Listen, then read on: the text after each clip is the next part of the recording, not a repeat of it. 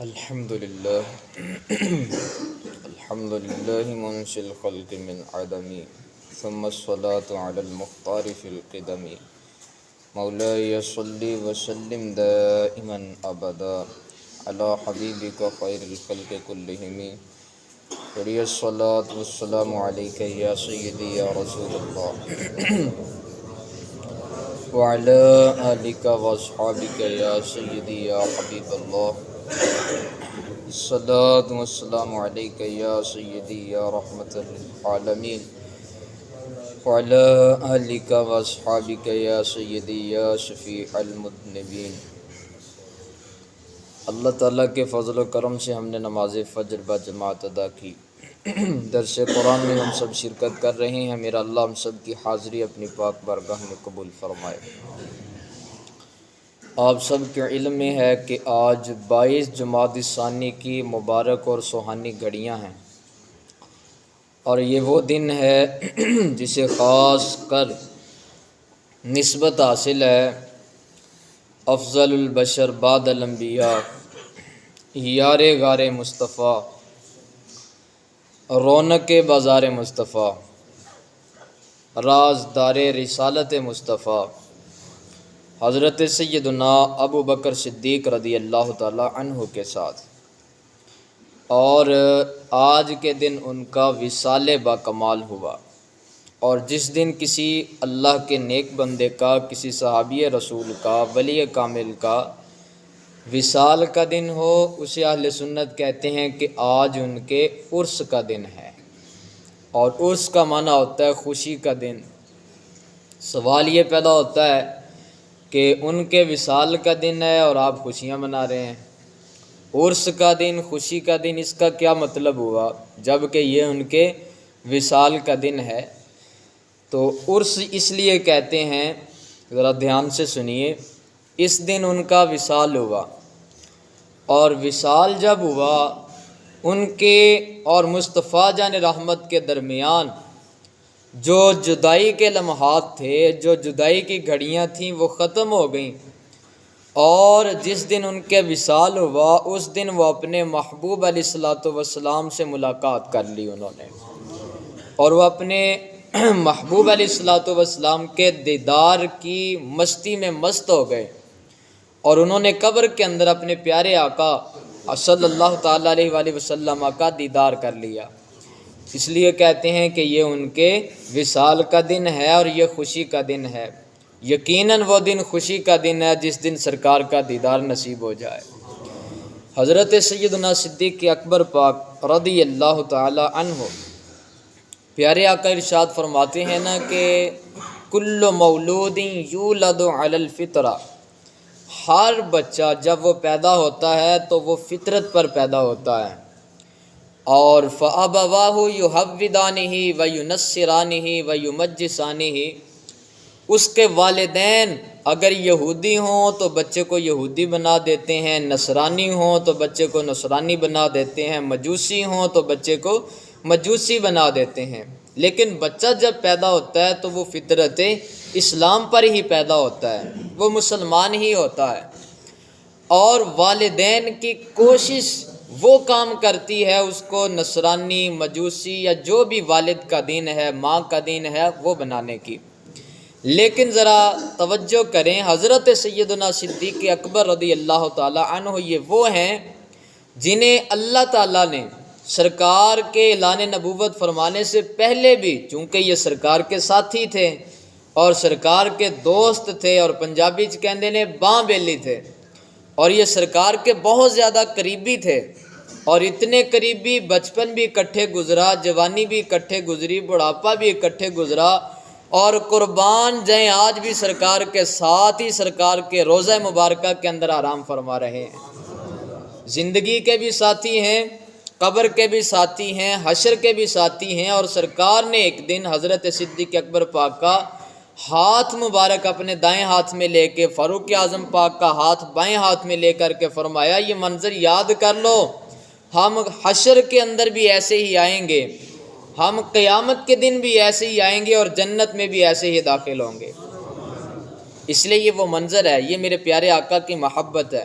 حضرت صدیق اکبر پاک کو اسلام لانے سے پہلے بھی اللہ تعالیٰ نے بت پرستی سے محفوظ رکھا۔ اور یہ بات یاد رکھیے، حضرت سیدنا صدیق اکبر پاک جب آپ چھوٹے سے تھے، 4-5 سال آپ کی عمر ہوگی، اور 4-5 سال کے بچے کو کیا شعور ہوتا ہے، اسے جس طرف لگائیں وہ لگ جاتا ہے۔ حضرت صدیق اکبر پاک کو ان کے والد محترم بت خانے لے کے گئے، چونکہ وہ عبادت کرتے تھے۔ بت خانے جب لے کے گئے اور کہا، اور معلومات دیتے ہیں نا بچوں کو، اور کچھ والدین حساس ہوتے ہیں، وہ بچوں کو گاہے بگاہے کبھی مسجد میں لے کے آتے ہیں اور بچوں کو بتاتے ہیں، کہتے ہیں بیٹا یہ اللہ کا گھر ہے، ادھر آ کے ہم نماز پڑھتے ہیں۔ ان کی تربیت گاہ ہوتی ہے نا، اور انہیں بتاتے ہیں کہ ہم پر کتنی نمازیں فرض ہیں۔ کبھی کسی ولی کامل کے مزار پر لے کے جاتے ہیں اور اسے سمجھاتے ہیں، بیٹا یہ فلاں اللہ کے ولی کا مزار ہے، اور انہوں نے اللہ تعالیٰ کے راستے کے اندر تکلیفیں اٹھائیں، مشقتیں اٹھائیں، اور یہ انہوں نے کام کیے، اس لیے آج تک ان کا نام باقی ہے۔ اور اگر اللہ تعالیٰ توفیق عطا فرمائے، مالی وسائل بھی ہوں، تو کچھ والدین تربیت کے لیے اپنے بچوں کو اپنے ساتھ سرکار کے شہر مدینہ لے جاتے ہیں اور سرکار کے روضہ پاک کا دیدار کرواتے ہیں، اور وہاں پہ زیارات کرواتے ہیں، اور بتاتے ہیں کہ بیٹا یہ وہ جگہ ہے جہاں سے دین اسلام کی شمع پھوٹی ہے، اور یہ وہ جگہ ہے جہاں سے دین اسلام کا آغاز ہوا۔ تربیت ہوتی ہے۔ اب والد محترم لے کے گئے حضرت صدیق اکبر پاک کو اور کہا، بیٹا یہ ہمارا فلاں بت ہے، اور اس کی ہم عبادت کرتے ہیں، یہ ہمیں پیدا کرتا ہے، اسی نے ہمیں روزی دی ہے، اور یہی ہمارا خدا ہے۔ حضرت سیدنا صدیق اکبر پاک آپ کھڑے ہو گئے، آپ بچپن ہے، اور اللہ تعالیٰ نے کیسے آپ کو بت پرستی سے محفوظ رکھا۔ آپ وہاں پہ کھڑے ہو گئے اور اس بت کے سامنے جا کے کہتے ہیں کہ اگر تو خدا ہے، میں بھوکا ہوں مجھے کھانا کھلاؤ، اور کہا میں پیاسا ہوں مجھے پانی پلاؤ، اور کہا میں ننگا ہوں مجھے لباس عطا کرو۔ اور جب اس کی طرف سے 2-4 بار 5 بار یہ کہنے پہ کوئی جواب نہ آیا، آپ نے پتھر اٹھایا اور کہا، اگر تو خدا ہے تو اپنے آپ کو مجھ سے بچا کر کے دکھا، اگر تو خدا ہے، اگر تو میرا معبود ہے تو اپنے آپ کو بچا۔ ایک پتھر اٹھایا اور صدیق اکبر پاک نے مکمل زور کے ساتھ اس بت کی طرف پھینکا۔ اب وہ بت جب اس کو پتھر لگنا ہی تھا وہ زمین پر گر پڑا اور وہ ٹوٹ گیا۔ جب وہ نیچے آیا، والد محترم آئے صدیق اکبر پاک کے پاس اور ان کو کہا، بیٹا تم نے اپنے خدا کا یہ حشر کر دیا۔ صدیق اکبر کہتے ہیں، کہا جو خدا ہوتا ہے بندہ اس کا کچھ نہیں بگاڑ سکتا۔ یہ خدا نہیں ہے جو ہمیں کھانا دیتا ہے، جو ہمیں پانی دیتا ہے، جو ہمیں زندگی دیتا ہے، وہ خدا یہ نہیں ہے، وہ تو کوئی اور خدا ہے۔ اور جو مجھ سے اپنے آپ کو نہ بچا سکا اس کی میں کیسے عبادت کروں۔ والد محترم اب وہ ان کو پکڑ کر کے والدہ کے پاس لے کے آئے اور ان کو ساری کہانی سنائی اور ساری بات بتائی۔ کہا کہ آج اس نے بت کے ساتھ یہ معاملہ کیا ہے۔ تو والدہ محترمہ کہتی ہیں کہ صدیق اکبر پاک کو کچھ نہ کہو۔ جب یہ پیدا ہوا اسی وقت ایک غیب سی آواز آئی اور کہا کہ مبارک ہو، اللہ نے تجھے صدیق اکبر کی امی بنا دیا ہے، اور کہا یہ کوئی عام بچہ نہیں ہے، یہ رفیق نبوت بھی ہوگا، یعنی سرکار کا ساتھی ہے، اور فرمایا یہ رفیق ہجرت بھی ہوگا، اور جن کا یہ ساتھی ہے ان کا نام محمد بن عبداللہ ہوگا صلی اللہ علیہ وآلہ وسلم۔ اور ان کے بارے میں بتایا گیا کہ یہ سرکار کے ہجرت کے بھی ساتھی ہوں گے، سرکار کی زندگی کے بھی ساتھی ہوں گے۔ اور پھر حضرت سیدنا صدیق اکبر رضی اللہ تعالیٰ عنہ ان کی والدہ محترمہ نے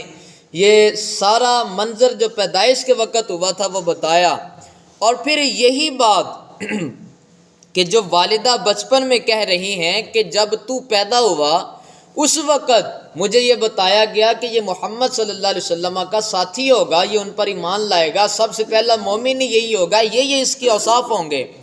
تو جب انہوں نے کلمہ پڑھ لیا، اور پھر کیا خوبصورت انداز ہے، پیارے آقا نے ارشاد فرمایا، جس کو بھی میں نے دین اسلام کی دعوت دی اس نے کچھ نہ کچھ مہلت مانگی کہ مجھے سمجھنے کی مہلت دیں، مجھے سوچنے کی مہلت دیں، کوئی معجزہ دکھائیں، کوئی نہ کوئی میں سوچ لوں، عقل کا استعمال کر لوں، آپ سچی بات کر رہے ہیں یا جھوٹی بات کر رہے ہیں۔ لیکن سرکار ارشاد فرماتے ہیں سوائے ایک بندے کے میں نے ان کو اسلام کی دعوت دی، انہوں نے بغیر سوچے سمجھے، بغیر کسی معجزے کا مطالبہ کیے کلمہ پڑھ کے اسلام قبول کر لیا۔ اور فرمایا وہ حضرت سیدنا صدیق اکبر ہیں۔ جب یہ واقعہ انہوں نے بیان کیا، یا رسول اللہ جب میں 4-5 سال کا تھا اس وقت میرے والد مجھے بت خانے لے کے گئے اور پھر میں نے یہ معاملات کیے، اور پھر میری والدہ نے مجھے یہ کہا تھا کہ یہ محمد بن عبداللہ کے ساتھی ہوں گے صلی اللہ علیہ وسلم۔ تو سرکار یہ بھی بات کر ہی رہے تھے، جبریل امین حاضر خدمت ہوتے ہیں اور کہتے ہیں یا رسول اللہ صلی اللہ تعالی علیہ وسلم، حضرت صدیق اکبر پاک جو کہہ رہے ہیں بالکل سچ فرما رہے ہیں۔ اور فرمایا ابو بکر کا نام اللہ تبارک و تعالیٰ نے آسمانوں میں صدیق لکھ دیا ہے، اور فرمایا یہ بندوں کی زبان پہ بھی صدیق ہیں اور یہ فرشتوں کی زبان پہ بھی صدیق ہیں، اور اللہ تعالیٰ بھی اپنی زبان قدرت کے ساتھ جب ان کا نام لیتا ہے تو انہیں صدیق کہہ کے پکارتا ہے۔ اس لیے حضرت سیدنا صدیق اکبر پاک کے اس واقعہ کی تصدیق کی حضرت جبریل امین نے۔ یہ ہیں وہ ہستی حضرت سیدنا ابو بکر صدیق رضی اللہ تعالیٰ عنہ۔ اور کیسی خوبصورت بات ہے، پیارے آقا نے کتنی عمر پائی، سرکار کی 63 برس عمر مبارک ہے۔ حضرت سیدنا صدیق اکبر پاک رضی اللہ تعالیٰ عنہ نے بھی 63 برس ہی عمر پائی ہے، اور سرکار کی عمر ہے 63 سال، اور صدیق اکبر پاک کی عمر بھی کتنی ہے 63 سال۔ اور جب سرکار کا وصال با کمال ہوا، حضرت سیدنا صدیق اکبر رضی اللہ تعالیٰ عنہ دھاڑے مار مار کے روتے ہیں، اور دل ہی دل کے اندر آپ بھنتے چلے جا رہے ہیں، اور پریشانی کا عالم یہ ہے کبھی کسی کے سامنے دکھڑا بیان کرتے ہیں،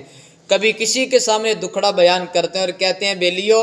جب پہلے دل کو بے چینی ہوتی تھی، کوئی دکھ آتا، کوئی پریشانی آتی، میں سیدھا دربار مصطفیٰ میں حاضر ہو جاتا،